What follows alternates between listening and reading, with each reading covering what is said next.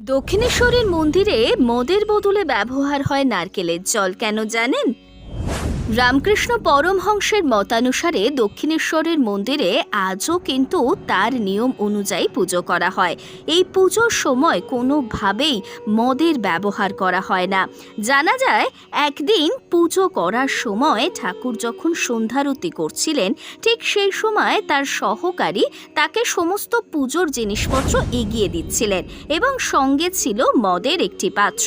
কিন্তু হঠাৎই ঠাকুর ওই মদের পাত্রর দিকে না তাকিয়ে এদিক ওদিক ইশারা করে একটি নারকেলের দিকে তাকান, আর তারপরেই ঠাকুর সেই নারকেল ভেঙে একটি ঘটের উপরে সেই জল স্থাপন করেন, আর তারপর থেকেই এই নারকেলের জল দিয়েই পুজো করা হয়।